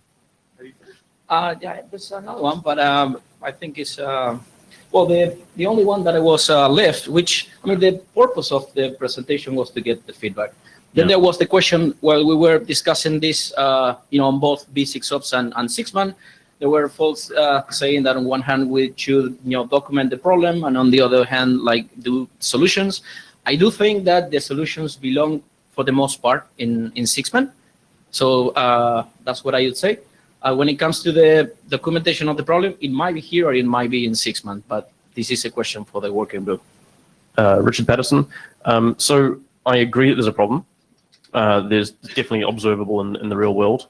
I kind of disagree with that last comment you made around where it should be. I think we have widgets and things at the moment already defined that we can use to solve or at least mitigate this problem for a good 90-something% of the problem. And as we've spoken about before, we've done that. I think documenting sort of proposed recommendations and best current practices and things like that might be a better fit for this. Well, quantifying that last remaining, how many percent of the remaining problem is there, and is it worth creating new things to fix that small percentage, or just having a document that recommends how to solve it mostly? If it's the latter, then perhaps V6OPS is a better place to do this. I mean, there are certainly mitigations that are operational. There are others that are at the protocol level. So the ones that are operational might be done here. The other ones should be done in Sixman. Yeah, I think I'll agree with Jen before in saying I disagree with some of the proposed solutions in there, but yeah. Hi, Bob Hinden, several points. I'm somewhat skeptical of the basic problem. It seems to me that the ISP just should remember the prefix it gives out to the customer for the same reason I think it has to remember that it's a customer. So having the additional state of the prefix assigned to the customer doesn't seem too much. So it would be good to write that down somewhere, because I don't see why. I mean, that seems to be the core problem here, is that the ISP is not sending out the same prefix for the lifetime. So I don't see why it can't remember that. This document is not a renumbering document, because you don't deal with all the other aspects of renumbering, like updating DNS, like changing firewall rules. It's a well-known big problem. This is not a renumbering solution. This is trying to address a perceived specific problem. So you should not use different words in the document. Like some of the other people, I'm not convinced that the right solution here is protocol changes. I think it may be better to document the problem and use the tools that we have already. Which one specifically? I don't have a specific list, but yeah, I'm just not sure the approach of trying to change neighbor discovery is the right thing for this. Well, a key thing is that what might employ, let's say, the existing mechanisms is to somehow make the addresses become unpreferred. And there's really nothing that you have there to actually trigger the addresses to become unpreferred.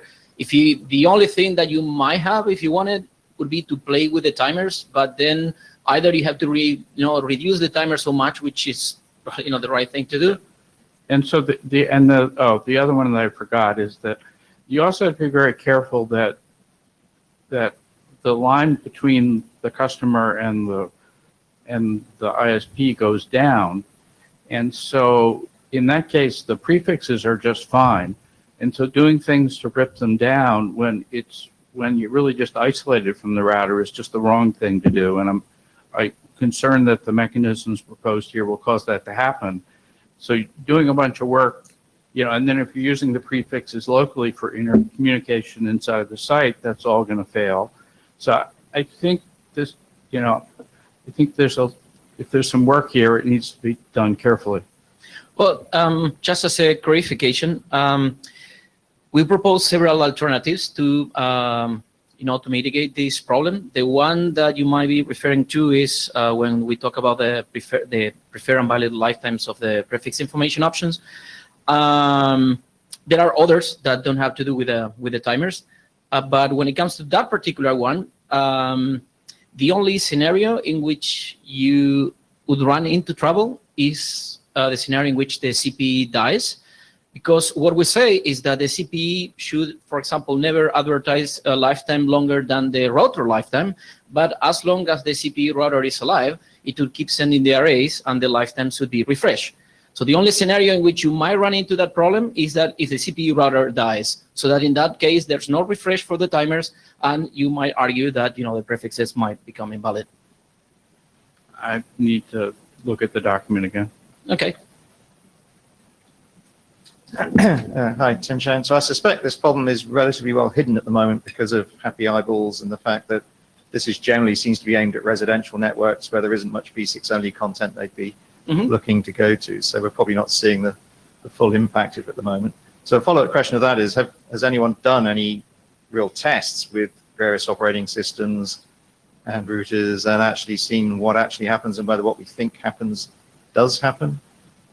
Certainly not exhaustive search. This is something that does happen. Now, if the question is, well, if you have 10 different operating systems, what's the percentage of them that they experience this problem? No, I couldn't answer that. Well, I remember 15 years ago doing some tests on Fred's orderly renumbering system with a variety of operating systems, and we learned quite a bit from doing that. I just wonder whether that's a useful thing to do, whether it's something that might happen at IOH or somewhere like that, IOL. So. Well, yesterday when we met to discuss this a little bit, we actually agreed to actually do that kind of testing to see what different OSs are doing. Right, you're going to break stuff. Good. The third point is what I said in 6-man. I think there's sort of at least three perspectives here. One is guidelines for the operators. Another is potentially what people building or implementing the operating systems do and how they choose to interpret the standards. And the third is whether you do want to tweak any of these numbers that are currently in the standards. But I think overall, I might prefer to see this presented as a handling stale addresses in V6 rather than looking at that specific problem, because there will be other scenarios where go again. Do something about a host being able to detect when one or more of its addresses are essentially stale. That's what I think would be the most important thing. Yeah, so as it's presented as a problem statement. But I think the solution is to look for how to deal with stale addresses and how heuristics for a host to do that. And bearing in mind what Bob said about there are some cases maybe where you need to be cautious about that. Okay, so I need to bring this to a close because I've got another presentation in 10 minutes. So I hope you got out of this what you're looking for. So, okay, Martin.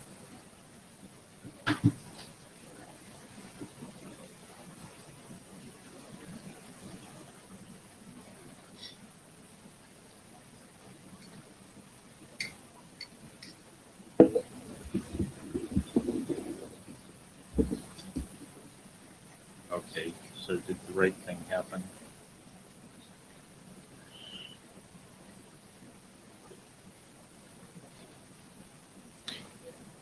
Okay, there you go. So hi everybody, I will have a presentation about the detection of a NAT64 over and DNS64 over SRV records. First of all, I would like to say that even that title says IETF, it's not had been adopted because I'm a newcomer. This is one mistake I've made. Well, I'll take the blame, at least in part, for that. I was the guy that pushed them to actually push the thing out. Yeah, I didn't mean to take shortcuts. Now, why I want to actually present this. It all started at IETF 99. I wasn't at the meeting. I was about a few kilometers outside at RIPE Academy. And one thing I have been told is never use a DNSSEC when I'm using NAT64. So I was thinking about if this isn't solved. I found out that there is RFC 7050 there, but for that time it seems soft to me, so I've stopped the work on the paper.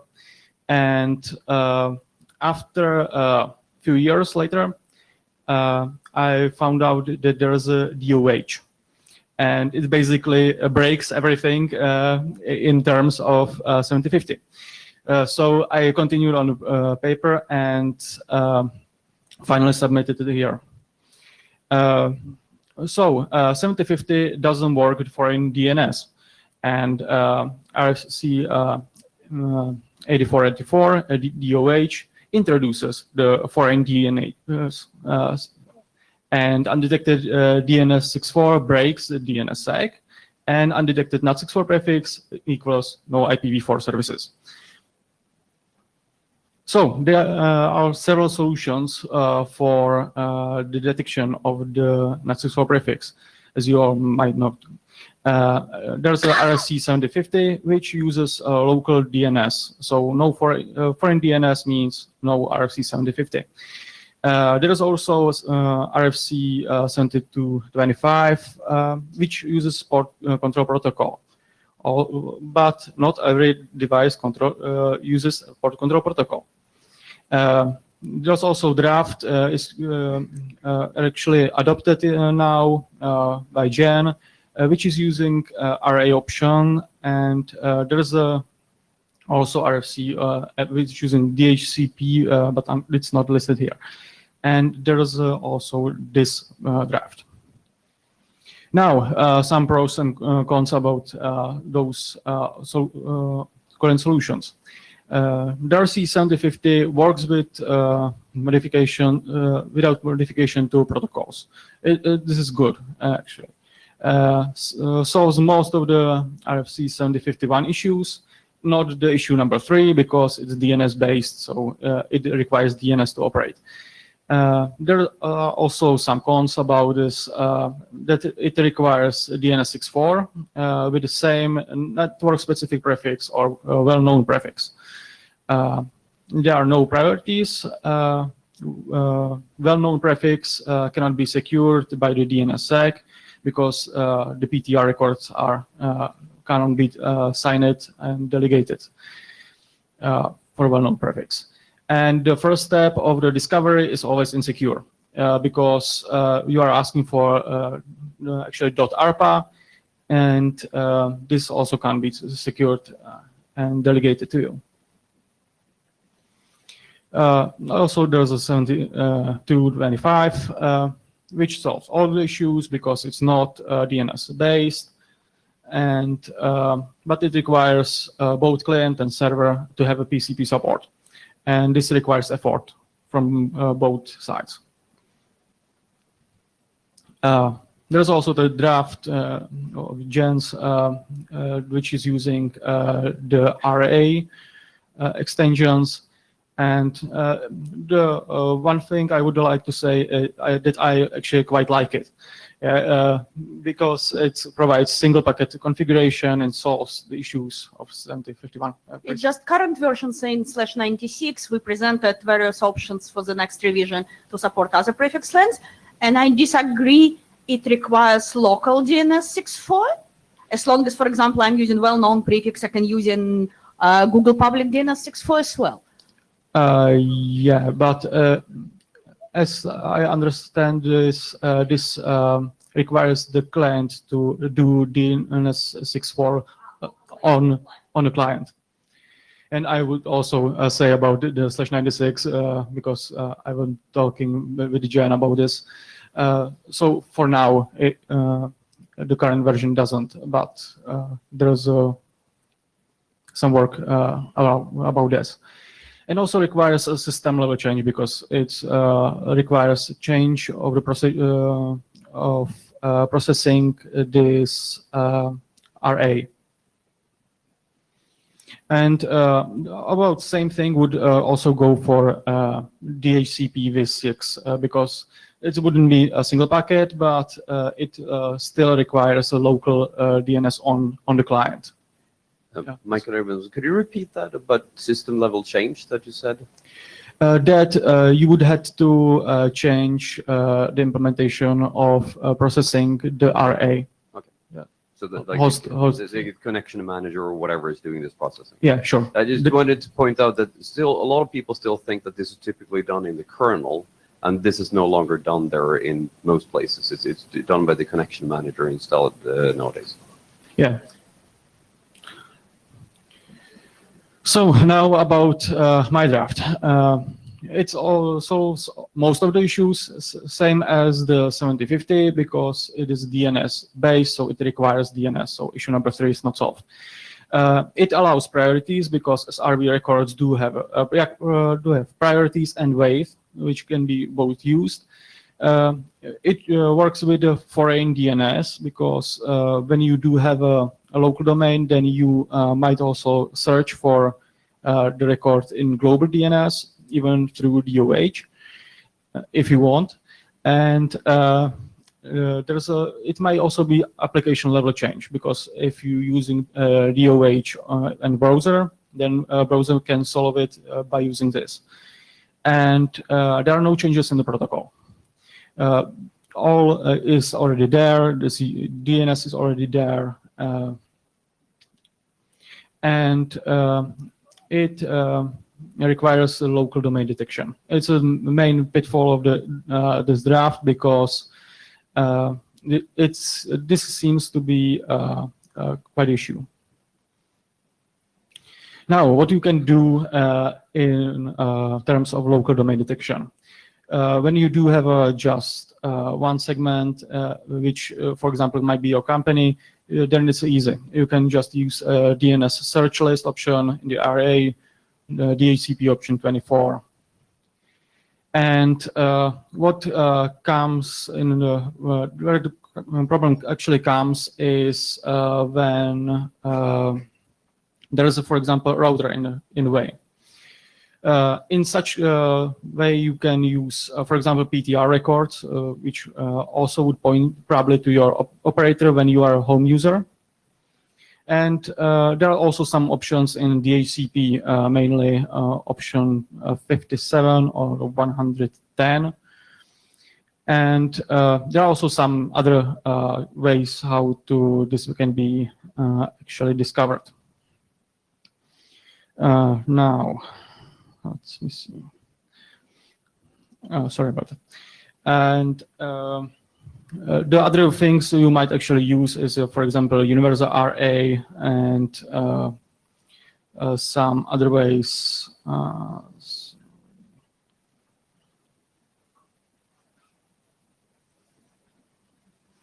Yeah, also these options are already. The RAR, who is not thing you would or should use because this ends up to be PTR record, so no terms using. And now about detection of NAT64 itself. Basically, the host would ask for SRV record for each of the local domain. SRV record would look like this, actually. So there will be some NAT64 IPv6 prefix for the local domain and would point to some pool. The pool would then have quote A records and may have even a record if someone thinks it's useful. There's one change in the SRV record format because it's not L4 protocol. It doesn't have port numbers. So you might use it for indicate prefix length, but otherwise, if you want, it should suppose 96. Now, detection of the NAT64. I was thinking if I should include this into the draft, but it seems for me it might be useful because it might also be used by other means of detection of NAT64 prefix if you don't have a capability of making NAT64 addresses at the host. So it might point to some servers which would provide either standard DNS, DOT, or whatever. The question is if it should be optional or required or should. But currently in the draft there is a should, but I think it must be also appropriate. Now, some input from our group. First of all, the name of the draft. I already mentioned it. I've made this one mistake. And the second input was a negative answer. How would you say to client that there is no NAT64? SRV record allows a dot answer so that service is not provided. It depends how it should be processed by the host. One thing would be to use it as not provided to you specifically when you are asking from outside DNS or saying just that there is no NAT64. It's up to decision. And there is also one input about change in configuration. DNS records does have TL, time to live. So when there is a change, for example, in the record itself, then it would time out eventually. Also, where there is a change in your upstream and you are giving this record to your downstream, then you might also consider to use CNAME. Because when there is a change in upstream, it will also propagate to clients downstream. And the other input was multiple area specific prefixes. There are several ways how to deal with this, either separate view through same zone, subzone, or some dynamic records generated for the specific host. And the main thing was the detection of the local domain after the CPE, after the router. Obviously, you can't use the DNS search list in this thing because if you would just make this transitive through the CPE, you might broke something in the local network. But you can use, for example, PTR and then strap this prefixes from the PTR from the answer of the PTR query. And this way you also came through to the sorry about it, the domain of your provider. So next step. There is also obviously input required. If the DNS SIG4 record should or must be supported, how to deal with the naming issue, and for example, negative answer, what it actually should mean. And after I would get input, I will prepare next version. So I'm hoping for some input. And there we have a problem. And that is that we're actually past the scheduled end of the meeting. So I'm going to have to take this out to the mailing list. You'll get that discussion on the mailing list. Sure. We have one more thing before everybody rushes the door. And Enno, I'm going to preempt you here. There is a discussion that's happening right now in OPSEC.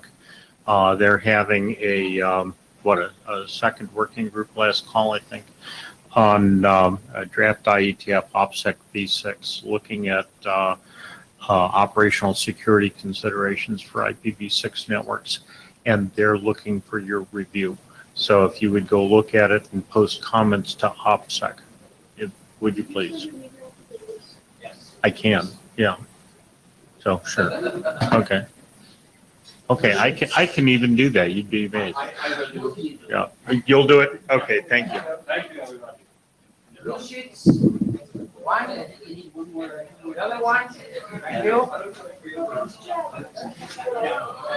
Blue sheets. Where's the other one? You need a lot of space. Oh, blue sheet.